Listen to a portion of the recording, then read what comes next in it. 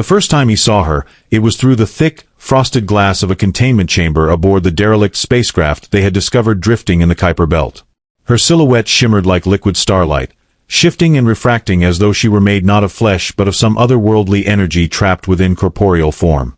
The human male, call him Elias, had been part of an expedition team sent to investigate anomalies detected by deep space probes. What they found was beyond anything their wildest imaginations could conjure: an alien queen, suspended in stasis, radiating an aura so profound that merely looking at her felt like standing on the precipice of something divine. Elias's heart thudded erratically as he pressed his gloved hand against the cold surface of the chamber. He didn't know what compelled him to do it. It wasn't protocol, nor logic, but there was something about her presence that stirred emotions buried deep within him. Awe, fear, reverence. Perhaps all three. Around him, his crewmates whispered among themselves, discussing escape vectors, quarantine protocols, and potential threats. But Elias couldn't hear them over the steady drumbeat of his own pulse. His eyes remained locked on hers, or where he assumed her eyes would be if they weren't concealed behind layers of shimmering translucence.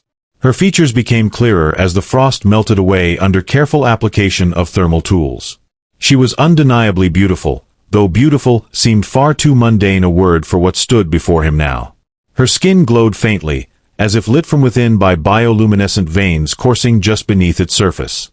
Her hair, or what appeared to be hair, floated around her head like tendrils of silver mist, defying gravity even in stasis. And when the final layer of ice dissolved and her lids fluttered open, revealing irises that swirled with galaxies yet uncharted, Elias nearly fell to his knees. She didn't speak. Not at first. Instead, she regarded him with an expression that was neither hostile nor welcoming but simply curious. It was as if she were studying him, cataloging every nuance of his being, peeling back layers of thought and emotion without ever uttering a single syllable. The silence between them stretched taut, electric with unspoken questions and possibilities. When she finally did move, it was with deliberate grace. One slender arm extended toward the barrier separating them, palm facing outward. Elias instinctively mirrored the gesture, pressing his hand flush against the glass. For a moment, it felt as though time itself had stopped. The universe narrowed down to this singular point of contact, however indirect. Then, impossibly, he heard her voice, not through his ears but directly inside his mind, resonant and melodic, like wind chimes caught in a cosmic breeze. "Why have you come?" she asked, her tone neither accusatory nor fearful, merely inquisitive. Elias swallowed hard, unsure how to respond. We didn't mean to intrude," he stammered. "We were exploring, and we found you." She tilted her head slightly, considering this. "Exploring," she repeated, as though tasting the word. "And what is it you seek in your explorations?" Before Elias could answer, alarms blared throughout the ship. Someone shouted orders, others scrambled to secure equipment. The connection between them shattered as chaos erupted around them. But even as Elias was pulled away, forced back into the rigid structure of mission protocols, he couldn't shake the sensation of her gaze lingering on him, a weightless touch that left him both exhilarated and unnerved. Hours later, after the initial panic subsided and preliminary scans confirmed no immediate threat, Elias found himself alone once more outside her chamber. This time, the barrier between them was thinner, an observation window rather than reinforced containment glass. She was awake now, fully conscious, and watching him with those endless, galaxy-swirling eyes. He hesitated before speaking, acutely aware of how fragile this moment felt. "You said you wanted to know why we explore," he began softly. "It's because we're searching for meaning. Answers. Connections." Her lips curved into the faintest semblance of a smile, one that sent shivers racing down his spine. "Connections," she echoed, her voice rippling through his thoughts like waves lapping at a shore. "And what kind of connection do you wish to make with me?" Elias faltered, caught off guard by the directness of her question. I don't know," he admitted. "But I feel like meeting you isn't just chance. Like maybe we're supposed to learn something from each other." For a long while, she said nothing, merely gazing at him with an intensity that made his chest tighten. Finally, she spoke again, her words carrying a weight that transcended language. "Then perhaps you should begin by asking, Not what I can offer you, but what you are willing to give. Elias blinked, startled by the profundity of her response. Before he could formulate a reply, another voice interrupted, a sharp bark of authority snapping him back to reality. Captain Rourke strode up beside him, glaring through the window at the alien queen. "What are you doing here, Lieutenant? We've got work to do." Reluctantly, Elias tore his gaze away, nodding curtly. As he followed the captain down the corridor, he couldn't help but glance back one last time. Through the window, he saw her still watching him, her expression unreadable yet suffused with quiet anticipation. Whatever lay ahead, Elias knew one thing for certain. This encounter was only the beginning. Days turned into weeks, and Elias found himself drawn inexorably back to the alien queen's chamber, unable to resist the magnetic pull of her presence. Each visit unfolded like a delicate dance, their exchanges weaving threads of understanding across vast chasms of difference. Yet, despite their growing familiarity, a palpable tension lingered in the air, a silent acknowledgement of the unknown depths they had yet to plumb. One evening, under the dim glow of the ship's artificial lights, Elias ventured closer to the transparent barrier, his reflection merging eerily with her radiant form. "If I could hug you," he mused aloud, his voice barely above a whisper, "how would you react?" The question hung between them, heavy with implications neither could ignore. Her reaction was immediate and unexpected. A ripple of laughter, soft and melodious, filled the space, resonating within Elias's very bones. "A hug," she mused, her swirling eyes twinkling with amusement, "is a peculiar concept." She paused, tilting her head as if to examine the notion from every angle. "In my world, physical proximity is not a measure of affection or trust. Our connections transcend such tactile expressions." Elias felt a pang of embarrassment, his cheeks flushing under her amused scrutiny. "I suppose it sounds strange," he admitted, rubbing the back of his neck nervously. "It's just, where I come from, a hug can convey so much: comfort, friendship, love. It's a way of saying, you're not alone." Her expression softened, curiosity replacing amusement. "To be not alone," she echoed, her voice tinged with wonder. "That is a sentiment I understand deeply." She moved closer to the barrier, her ethereal form casting ghostly reflections on the glass. "But tell me, human, what does it feel like to hold another in such a manner?" Caught off guard by her earnest inquiry, Elias struggled to articulate the myriad sensations encapsulated in a simple embrace. "It's warm," he began, searching for the right words. "Not just physically, but emotionally. It's like wrapping someone in safety, letting them know they're valued and protected. It's vulnerability and strength intertwined." She absorbed his words, her luminous eyes reflecting a kaleidoscope of emotions. "Your species places great value on touch," she observed, her tone thoughtful. "Yet, in embracing another, do you not also risk exposure? To let someone close enough to hold you is to allow them access to your innermost self." Elias nodded, surprised by her insight. "Yes, that's true. A hug requires trust, trust that the other person won't hurt you, won't betray that closeness." Her gaze intensified, pinning him with a look that seemed to pierce through his very soul. "And if I were to trust you thusly," she pondered aloud, "what would you offer in return? What assurance could you provide that my faith in you would not be misplaced?" The weight of her question settled heavily upon him, forcing Elias to confront the depth of what she was asking. "I can only promise to honor your trust," he replied earnestly, "to respect the sanctity of such a connection and cherish the bond it creates." Silence enveloped them, thick and contemplative. The alien queen stepped back, her figure retreating into the shadows of her chamber. When she spoke again, her voice carried a note of solemnity. "Among my people, trust is earned through trials and shared experiences. It is not given lightly, nor without consequence." Elias felt a flicker of unease, sensing the gravity of what she implied. "Are you suggesting that trusting me would come at a cost?" he asked, his voice tinged with apprehension. "Not necessarily a cost," she clarified, her tone gentle yet firm. "But an exchange. Every act of trust alters the fabric of existence, binding individuals together in ways unforeseen. Should we choose to bridge the gap between us, we must be prepared for the transformations such a bond might entail.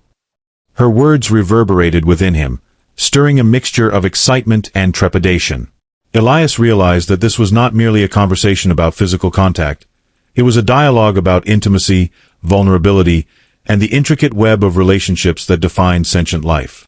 As he stood there, gazing at the enigmatic being before him, he understood that their journey was only beginning, a voyage into uncharted territories of the heart and mind, where the boundaries between self and other blurred and merged into something altogether new.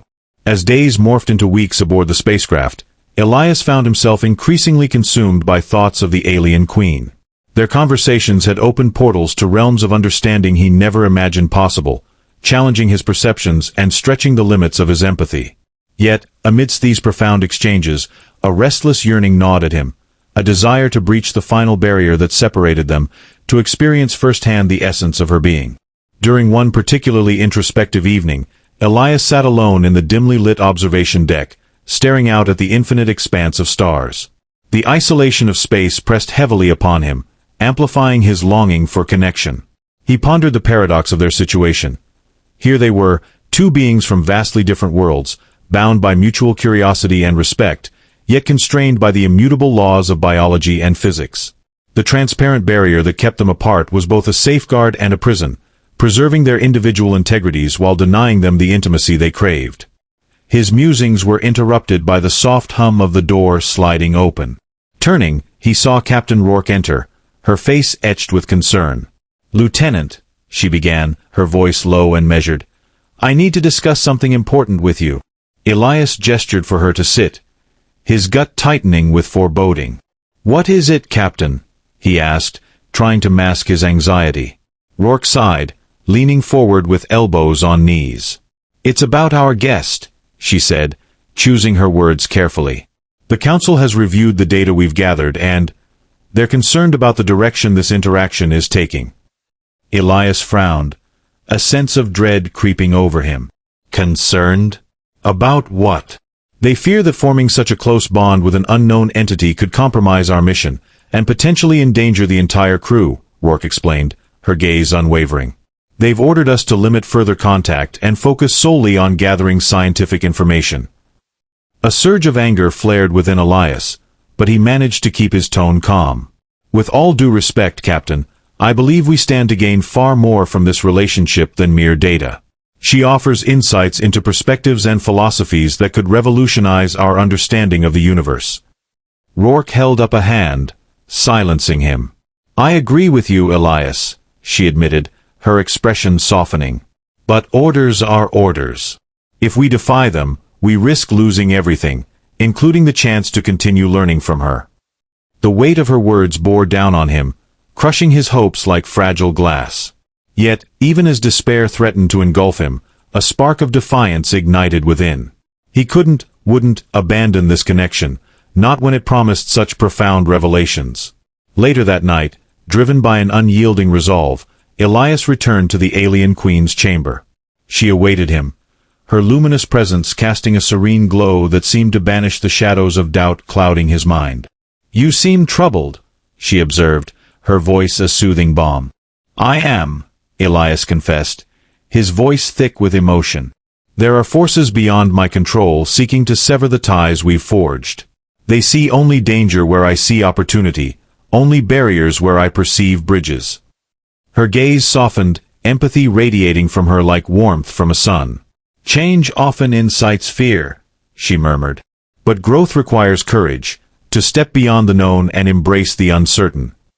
Inspired by her wisdom, Elias took a deep breath, steeling himself for what he was about to propose. "Then let us take that step together," he declared, his voice steady despite the turmoil within. "Let us find a way to transcend these limitations, to merge our worlds in a union that defies convention." Her eyes widened, galaxies swirling with intrigue and caution. "Such a union would demand sacrifices," she warned, her tone grave. "The melding of disparate essences carries risks neither of us can fully comprehend." "I understand," Elias affirmed, his determination unwavering. "But I am willing to face whatever challenges arise, as long as we face them together."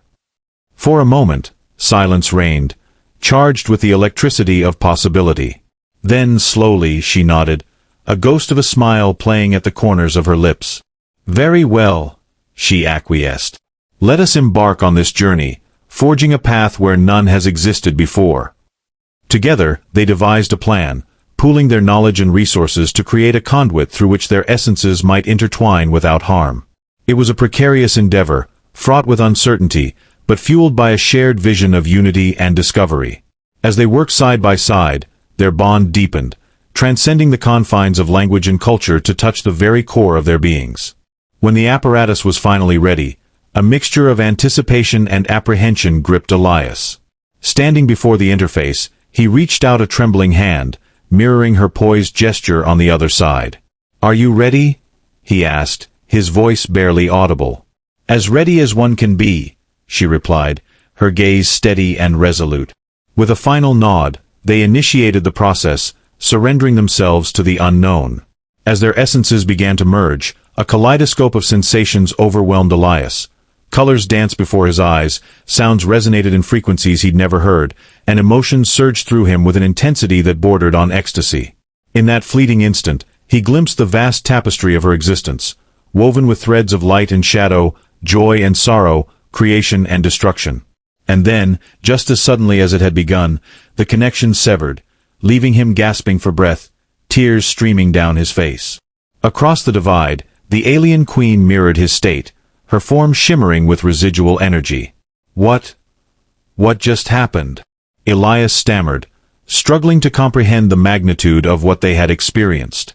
"We have taken the first step," she replied, her voice imbued with awe. "The path ahead remains uncertain, but the potential for transformation is limitless." As they stood there, recovering from the aftershocks of their daring experiment, Elias realized that this was merely the beginning. The road to true understanding would be fraught with challenges, requiring patience, resilience, and an unwavering commitment to bridging the chasm between their worlds. Yet, buoyed by the glimpse of unity they had achieved, he felt a renewed sense of purpose, a conviction that together, they could redefine the boundaries of existence and forge a legacy that transcended the stars. Thus, their odyssey continued, each step forward illuminating new facets of their intertwined destinies, drawing them ever closer to a future where the distinctions between human and alien, self and other, blurred into a harmonious symphony of coexistence. The aftermath of their initial connection left both Elias and the alien queen in a state of profound introspection. Though the experience had been fleeting, its impact reverberated through their very beings, altering the fabric of who they were. For Elias, it was as though he'd glimpsed a universe within her, a cosmos of emotions, memories, and philosophies that defied human comprehension. He felt stretched thin, his consciousness expanded beyond its natural limits, yet simultaneously grounded by an unshakable sense of purpose. Across the barrier, the queen appeared similarly affected, her luminous form flickering faintly, as if struggling to contain the enormity of what she had absorbed. Neither spoke for a long while, allowing the silence to envelop them like a cocoon. It wasn't discomfort but reverence that held their tongues, respect for the sanctity of what they had shared. Finally, when Elias found his voice, it emerged soft and hesitant, like the first notes of a song unsure of its melody. "That was more than I ever imagined," he confessed, his gaze locked on hers. "I feel like I've seen eternity through your eyes." Her response came not in words but in a cascade of sensations that washed over him, a blend of gratitude, curiosity, and something akin to awe. When she finally spoke, her voice resonated with newfound depth, layered with echoes of their merged essence. "And I have felt mortality through yours," she said, her tone tinged with wonder. "Your fragility is both your greatest vulnerability and your most extraordinary strength." Elias nodded slowly, absorbing her observation. "We're taught to fear death," he admitted, "but maybe it's not the end we should dread, it's the emptiness of never truly connecting with others, of living without meaning." She tilted her head slightly, considering this. "Meaning," she repeated, the word rolling off her tongue like a foreign concept made familiar through repetition. "Is that what drives you? The search for significance?" "It's part of it," Elias replied, his brow furrowing as he grappled with the complexity of his own motivations. "But now, after what we've experienced, I think it's bigger than that. It's about understanding, not just ourselves, but each other. Finding ways to exist together, despite our differences. Her expression softened, and for the first time, Elias detected a hint of vulnerability in her otherwise composed demeanor. Coexistence is a noble ideal, she murmured, but ideals are fragile things. They require constant nurturing, endless sacrifice. Are you prepared for that burden? The question hung heavy in the air, forcing Elias to confront the reality of what lay ahead. Could he shoulder the weight of such responsibility? Was he willing to risk everything? The mission, his crew, even his own humanity, for the chance to build a bridge between their worlds? The answer came not from logic or reason, but from a place deeper within him, where instinct and emotion intertwined. Yes, he said firmly, meeting her gaze with unwavering resolve. Whatever it takes. A smile ghosted across her lips, fleeting yet radiant. Then let us proceed cautiously, she advised, her tone tinged with both caution and hope. Each step forward must be deliberate, mindful of the consequences. We cannot afford to rush where wisdom demands patience. With those words, they embarked on a new phase of their journey, one marked by incremental progress rather than bold leaps. Over the following days, they continued their experiments, refining the apparatus that allowed their essences to merge. Each attempt brought fresh insights, revealing layers of their respective realities that neither had anticipated. For Elias, it was a crash course in alien physiology and psychology, exposing him to concepts so alien that they sometimes left him reeling. Time, space, identity. All these constructs seemed fluid and malleable in her world, governed by principles that defied human logic. Conversely, the Queen marveled at the intricacies of human existence, the way emotions shaped behavior, how memory wove the threads of individuality, and the peculiar resilience born of impermanence. She found beauty in the simplicity of human rituals, from the act of sharing meals to the practice of storytelling. To her, these customs represented a profound interconnectedness, a collective effort to create meaning in a chaotic universe. Yet, amidst the revelations, challenges arose. The process of merging their essences took a toll on both of them, leaving them physically and mentally drained. There were moments when Elias questioned whether they were pushing too far, too fast. Doubts crept in, whispering insidious warnings about the dangers of overstepping boundaries.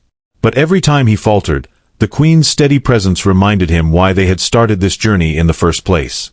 One evening, as they rested between sessions, Elias broached a topic that had been weighing on his mind. "Do you ever wonder," he began hesitantly, "what will happen if we succeed?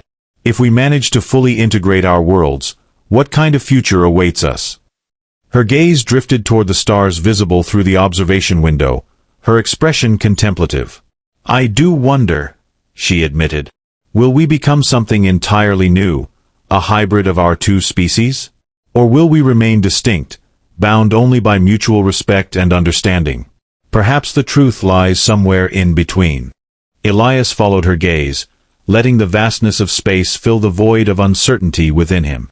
"Either way," he said softly, "it feels like we're standing on the edge of something monumental, like we're rewriting the rules of existence." "Perhaps we are," she agreed, turning back to him with a glimmer of mischief in her swirling eyes. "Or perhaps we are simply rediscovering truths that have always existed, waiting for beings brave enough to seek them." Their conversation shifted then, moving from philosophical musings to practical considerations. They discussed the logistics of introducing their findings to their respective peoples, knowing full well the resistance they would face.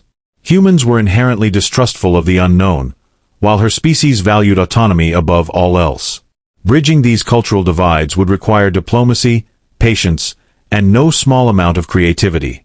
As they strategized, Elias couldn't help but marvel at how seamlessly they worked together. Despite their differences, they complemented each other in ways that felt almost predestined. Where he was impulsive and driven by emotion, she was measured and guided by logic. Together, they formed a balance, a synergy that transcended the sum of their parts. But even as their bond deepened, shadows loomed on the horizon. Captain Rourke's earlier warning echoed in Elias's mind, a reminder that they were operating under precarious conditions.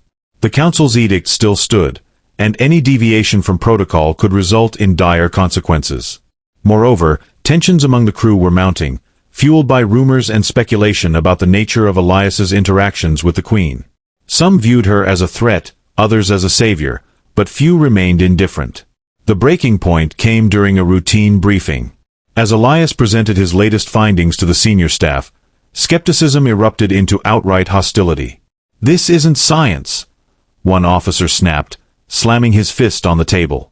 "It's reckless endangerment. You're gambling with the lives of everyone on this ship."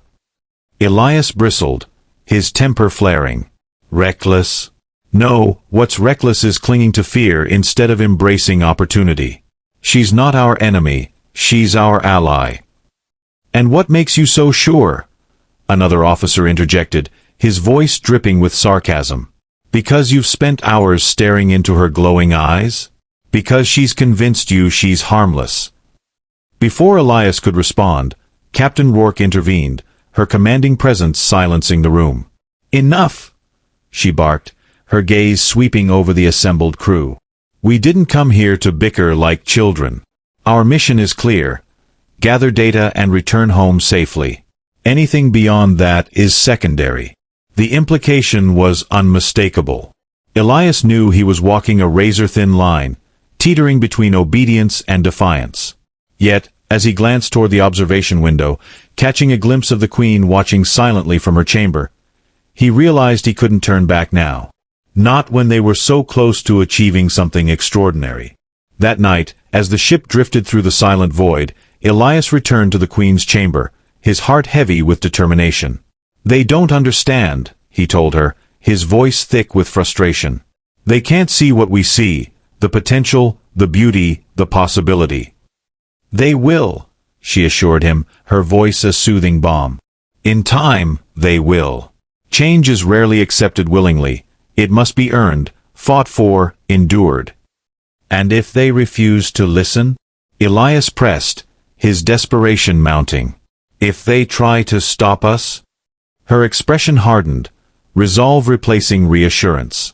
"Then we must find another way," she declared, her tone resolute.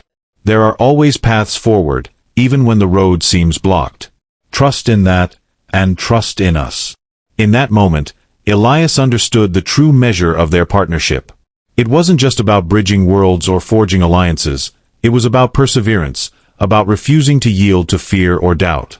Whatever obstacles lay ahead, they would face them together, united by a vision that transcended the limitations of their individual existences.